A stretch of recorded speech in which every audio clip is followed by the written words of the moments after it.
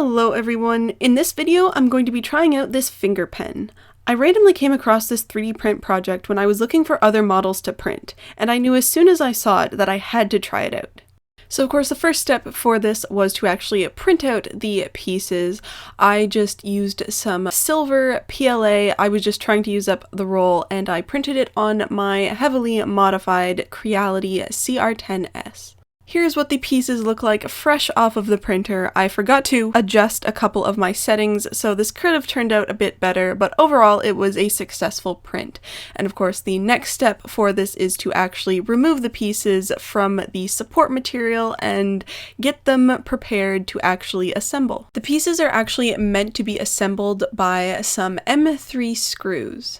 There are 4 screws that go into the joint segments on the pieces, and those hold the pieces together but still keep the pieces flexible so that they can actually move and bend with your finger. And the final step for this finger pen assembly is to actually put in the pen piece. Now I am just using a super cheap black Bic pen nib, but really you could use whatever you like. This is just the ballpoint pen type that I normally like sketching with, and so that's what I'm using for this time. Now I printed this finger pen at its original scale, but I have very small fingers, so it was pretty loose on me. So before I even actually started using it, I padded the inside where your finger goes with a rolled up cotton pad, and that made it perfectly snug for my finger. And also a lot more comfortable to use because I wasn't trying to keep it on my finger when I was trying to draw with it. So I did a bit of doodling with it just to get the hang of it before moving on to the main piece of art that I wanted to work on.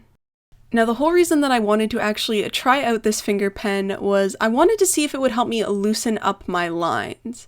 There are a lot of artists that I've seen that actually end up taping pens to their fingers, and they always have these really gorgeous, loose, fluid drawings, and I just really wanted to see if I could implement a little bit of that in one of my paintings.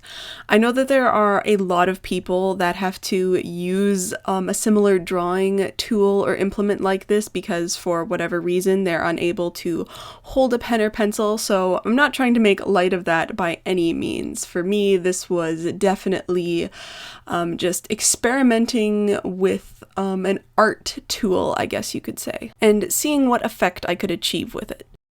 And that's actually what made me choose this specific person to draw.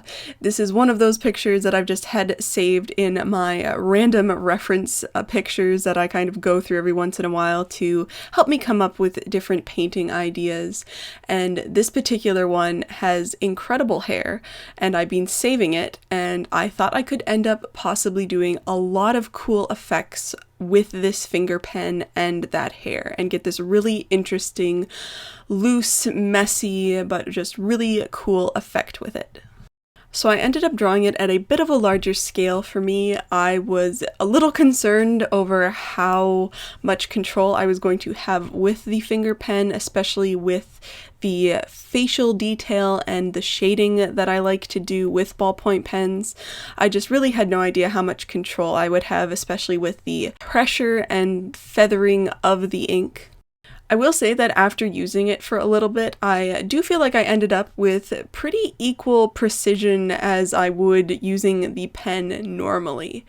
If anything, I think that the biggest challenge I had with this finger pen was it started to absolutely kill my wrist, which is pretty ironic considering that I'm pretty sure in the description for this finger pen it is sort of mentioned as a possible solution if you were having issues with carpal tunnel or just gripping the pen, or just any sort of wrist injury that might prevent you from holding on to a pen well. But yeah, it did really start to kill my wrist, and by the end of it, I don't think I had been working with it for really more than half an hour, and I think it was really just the pressure on my one finger from doing all of the scribbly lines and stuff. It could have just been me like kind of being tense and worried about messing this up with ink, but just wanted to mention that if you're having wrist troubles already, you might just want to take it easy with a sort of tool like this. For the hair, I did keep it super scribbly. If anything, like there was a whole lot of times that I just basically did not lift the pen, so this could, I guess, kind of half be considered a one-line challenge in some areas, which maybe I'll have to do that in an upcoming video. But yeah, just super scribbly, wanted to keep it super loose and just let my arm do the overall gestures to keep them nice and smooth and messy, but in a good way. For the face, I definitely kept my usual or preferred method for realistic shading with a ballpoint pen, just this time using a finger pen, but for the hair, it's a lot looser, and I don't think I could have achieved this effect using just a ballpoint pen, like, held normally, so the finger pen definitely helped me achieve this really nice flowing look. And I did go back into some areas and darken them up, but overall I didn't really want the hair to have any sort of shading done in the pen. And once I was happy with the scribbling of the hair, I taped the illustration onto a masonite board to then start adding some watercolor paint.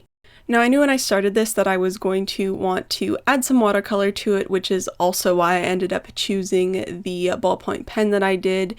If you leave really cheap ballpoint pens to like fully dry overnight, they will be perfectly waterproof.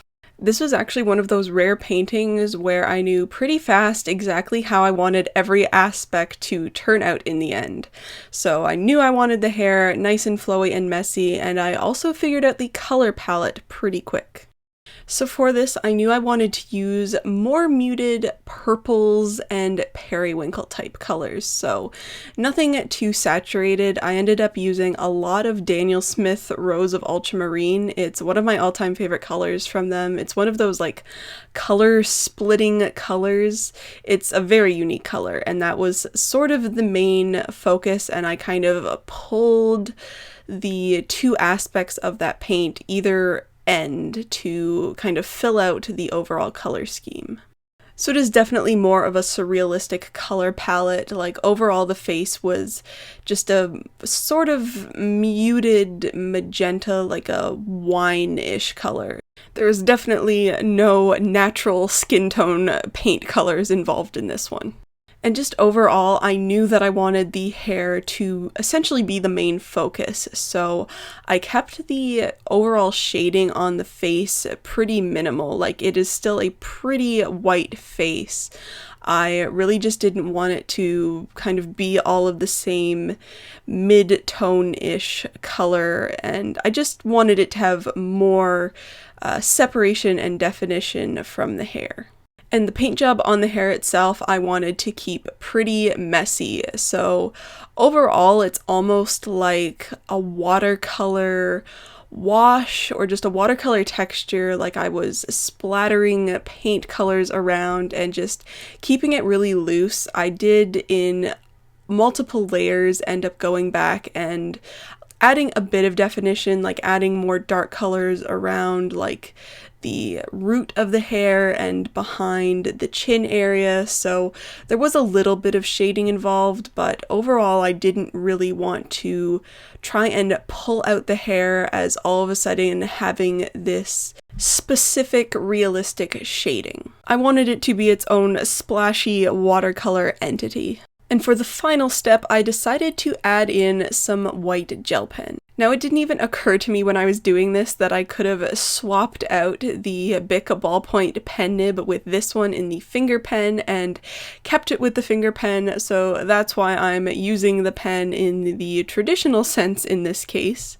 Originally, I wasn't entirely sure if I really wanted to add white gel pen into the hair. I was pretty happy with how it turned out, but I also know I am someone who likes the look of the white and black ink, just adding extra texture onto the watercolor, so ultimately I did end up deciding to highlight certain areas with the gel pen. But again, more in an illustrative sense and not so much a value highlighting sense. And here's what the finished painting looks like. I hope you enjoyed seeing the process of this artwork.